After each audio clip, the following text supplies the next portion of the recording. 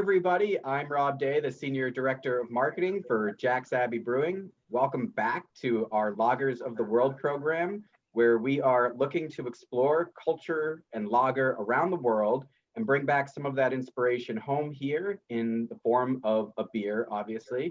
So I want to start by introducing Jack Hendler, co-founder, brewer, and master extraordinaire of the lager, and my PR and events manager, Kat. Welcome. Hello. We will be hosting from the Jack's Abbey side, and of course, our guest, John Latta from Nomad Brewing in Australia, coming from all the way around the world. So happy to have you here, and I think it's best if you tell the people who you are and what you're working on. So we started life as an importer and distributor, and we still do that. So we're, I think, one of the largest in Australia. So, but there was always a passion underlying that for beer, and we had the opportunity 6 years ago to set up a brewery, on the northern beaches in Sydney, so right near the beach. We started our brewery to showcase native ingredients. So I've got Italian brewers and Italian partners, and we all just, love the idea of Australia's got such a rich diversity of natural ingredients that no one was really using at the time. So we sort of started Nomad to try to grab some of those flavours and unique smells and flavours of Australia to actually incorporate into beer. And Nomad was born. So we started probably sort of like yourselves, we started doing beers that weren't universally popular. I should mention that we met Johnny from importing our beer to Australia. So we've sent over a few batches, and hopefully we're able to share something pretty unique from our side there. And it's been fun to work with you on that side and then have this conversation. It's a very different, but there's a culture, but there's a lot of similarities in Australia to the United States. And I think there's some parallels in the beer market and how it's developed over the years and where you are. So why don't you tell us a little more about where the craft beer market is in Australia, where it's come from, and how craft lagers fit into that?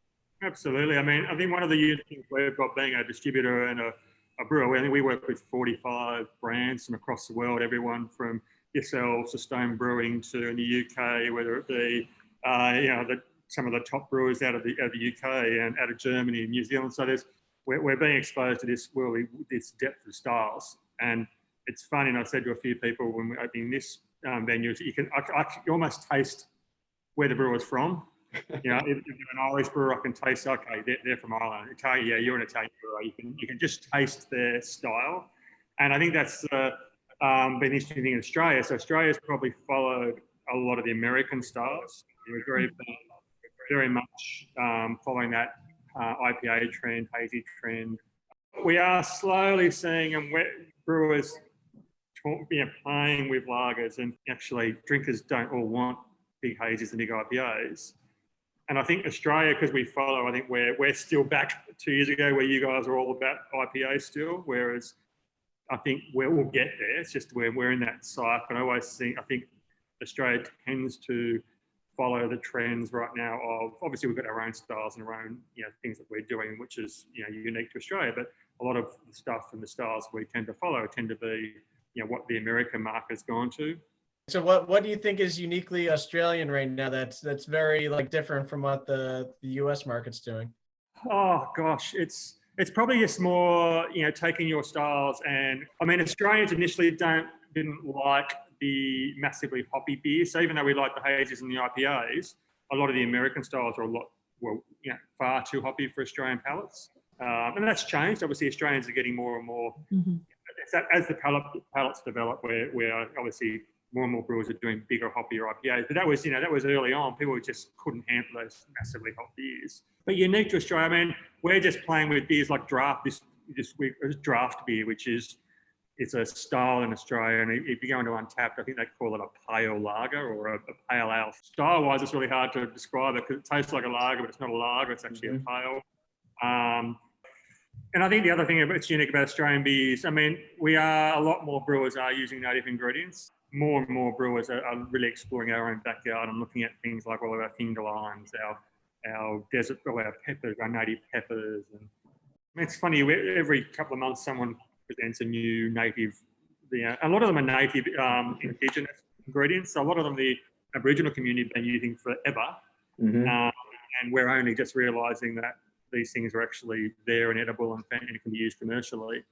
We're constantly getting presented with all new variations like, bush tomatoes and wattle seeds, and like wattle seeds give a real, when they roast it, it gives this real nuttiness to it as well, like a hazelnutty flavour to it as well. So all the fantastic, native ingredients. So there's more and more brewers doing small batch beers that are really showcasing some of those, which I think gives it a unique flavour. That's a unique Australian flavour. You mentioned the finger limes. I've seen some imagery. I don't think we've used any of that in the past. What's the flavor profile and what kind of beers has that been used in so far? One of our very first beers was a finger lime IPA, and I think we were one of the first brewers to use finger lime from memory. It was very few, even chefs weren't using it back when we started using it. And they basically, it looks like a finger. Yeah. You cut them open, they're like little caviar. So they're little fruit balls. They're like little caviar. We obviously use it in dry format, in powder format, which obviously makes the flavour a bit more, it's quite a concentrated flavour. Depending on where you go, so there's rainforest limes, which are a finger lime, which are, they've all got varying degrees of bitterness and sweetness to them. But I think we've used 3 or 4 different versions of the finger lime, and they all just give that slightly different characteristics of that limey tartness, and a bit of sweetness as well. Yeah, that's something you can buy here, or we'd have to import it. Yeah, I already looked that one up. Very cool looking. We've used it in almost every beer we can think of, so because we love it. Literally, we can think of a beer, let's use finger lime. And we'll get to the point where we're probably using it too much. There's quite a few versions of finger lime, so let's use that version. Let's use that version. I just said to the guys, let's maybe not use finger lime in this one. Let's use a wattle seed or a strawberry gum. Let's do, because I love strawberry gum. That tastes beautiful in beers as well. And strawberry gum? What is this ingredient? I need to look this up now. It's basically a native gum from trees. You can brew with it? Yeah. It has this really strawberry characteristic to it. It's a bit of a sweetness and a bit of a strawberry characteristic. So it's quite interesting because it's not a strawberry, obviously.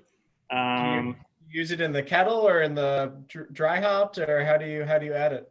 So we'll be using in the dry hop in process. So most of this stuff we'll do in the dry hop. But there's that and so many other things that you can play with. But strawberry gum, and I'm sure that's maybe not as readily available. It's one that I'm actually trying to get the brewer to do a few beers using, because I think it's got a really nice. It's quite a unique characteristic as well. Finger limes are lovely, but the strawberry gum's a little bit more pronounced with its flavour. Yeah. What type of beer do you think that would work with? Honestly, I've tried them in IPAs. I've tried them in in straight pales. I think even lagers. A lot of this stuff I think would go across to lagers as well.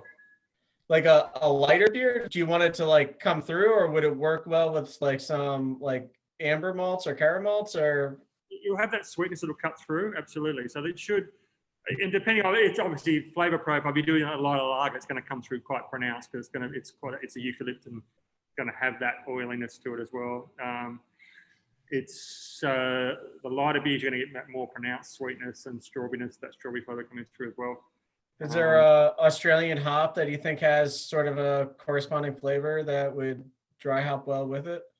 Yeah, obviously there's all the usual suspects that everyone's using regularly. I mean, we regularly use the Galaxy and Big Secrets, and we use quite a lot of New Zealand as well. So we use a bit of Nelson, some pretty cool interesting stuff we can use.